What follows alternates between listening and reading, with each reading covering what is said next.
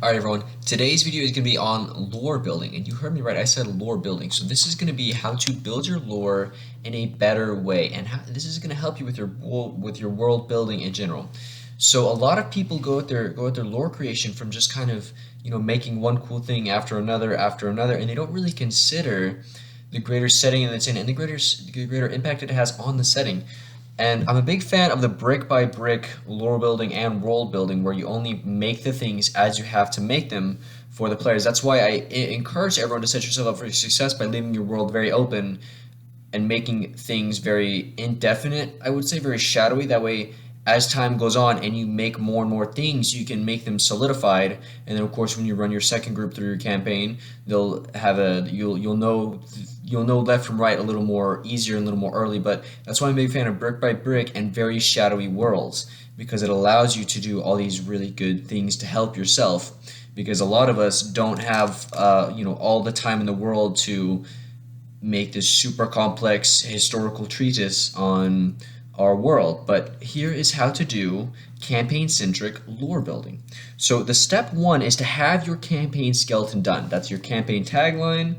You need your region plotted, your cities named, and you need your complete bad map. This is very helpful because when you're making all these lore things happen, it's useful to have this in front of you so that you don't have to look up names and make things up on the fly, and you can actually have a concrete grounding in the lore world, which is surprisingly underrated, and it's very helpful to have those things done. And that's what those last 2 points give you. And then of course the campaign tagline gives you a sense of the lore that you should put into your world. So for instance, in my campaign setting of 7 stars, the hole into the aberrant plane, that's going to affect everything. That is something of extreme magnitude, as well as the star in Ihand, right? And one thing that I decided on the lore was that Ihand is frequently attacked because beings can sense that the star is there, and just that something powerful is there, or the star is sending agents. I've talked about it before, but that's the kind of thing that you can figure out from your campaign tagline that has a huge impact on your lore. So I guess we'll go with the star first, right?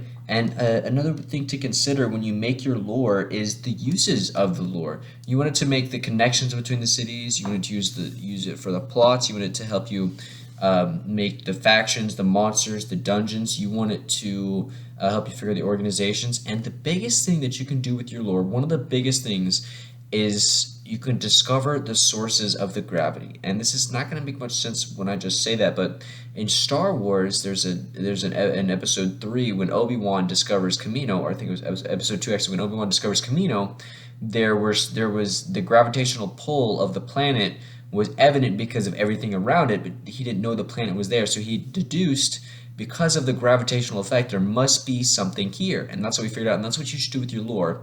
That's one of the big uses of your lore is, the players aren't going to know about the hole to the aberrant plane and the star, but as they see all these aberrations, and they see the cult worshipping Hadar and aberrant things like that, and they also see the effects of the radiant magic, they're going to be like, wait a minute, there's something going on here, and that's one of the really good uses for your lore from so many perspectives as a DM. From the mystery, from the story, from the fun, right? It's fun to uncover that lore. It's a really good way to push and pull your players like, oh, we want to figure out what's going on here, but we also need to do this, and we got to do this as well, and this makes so much sense because of this, and maybe that's why this is happening, and it's just a really, really good thing to have. It's kind of the source of I call it the source of the gravity. That's kind of that's one of the big things you should focus on with your lore. You got to make it within your campaign setting have a source of gravity, if that makes any sense. Within my campaign setting of the star arrived and her brother is coming, then you could say that's the setting. It's about stars and the aberrant magic and the aberrant plane, and then the source of gravity could be, well, this is my source of gravity, right? This is what's affecting everything, because that will affect everything. The factions that I've talked about, the Kraken Priests of River Run, the what else was it? The Vault Guards, the Dwarves, the Illyrians coming to close the hole, right? That's the doom that they predicted. So all these things, all these factions are in relation to this massive event, the source of the gravity. When the players start to uncover the truth of the matter, it's going to feel really good, and it's going to be an awesome mystery plot. And it's not really only a mystery plot, but it is a great source of mystery in the game, and it's one of the really most powerful hooks that you can use is to drag your players around is, hey, there's a mystery here, and they're really going to want to check that out, right? So that's the uses of lore that you should consider also. And so you got to think, how are the players going to use this, right? Because I know how I'm going to use it. I know the context in which I'm going to make it. But you got to think, how are my players going to use this? Because if your players are getting lore dump after lore dump after lore dump, that's not good. You don't want to just give them lore dumps because A, they didn't work for it. B, you're going to bury the lead and all that stuff. C, you need to have a logical mechanism of delivery. Don't just say, hey, here's all this lore. Don't give them the lore dump. Don't give them exposition.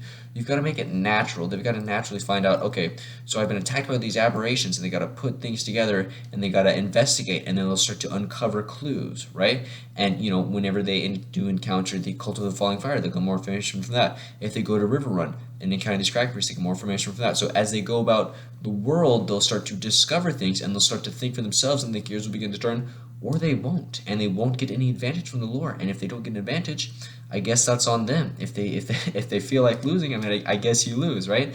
But the smart players, the inquisitive players, the engaged players are going to want to. They're going to see that this lore has value, and if your lore has value, they're going to want to explore it, and they're going to feel good because they're interested in your lore, and they're going to have all this fun pulling things and pulling on threads and all these loose ends, and they discover that not by exposition, not by lore dumps, not by long lectures about the history of your world and having them read 50 pages of world history. No, they don't discover it by that. They discover it by playing the game, and the things that they encounter in the game should be the biggest mechanism by which you deliver lore.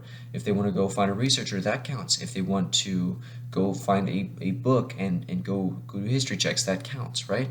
But the biggest way is that they get the lore is by actually playing the game. And so that's what you should do during your games, is you should look for opportunities to put in your lore to the game. Now here's a pro tip, DMs. You can give them like a person, a very intelligent person.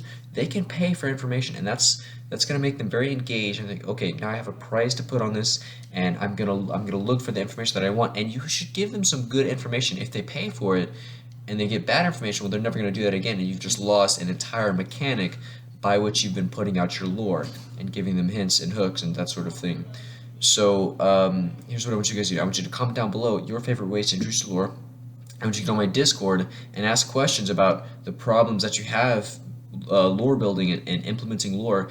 And I want you to share and subscribe. That way everyone can see this, and ring the notification bell because YouTube doesn't turn that on automatically for some reason. That makes sense, right? You want to subscribe and you don't want the content naturally. So share, subscribe, and ring the notification bell. That way everyone can see this video and we can get some bonus videos.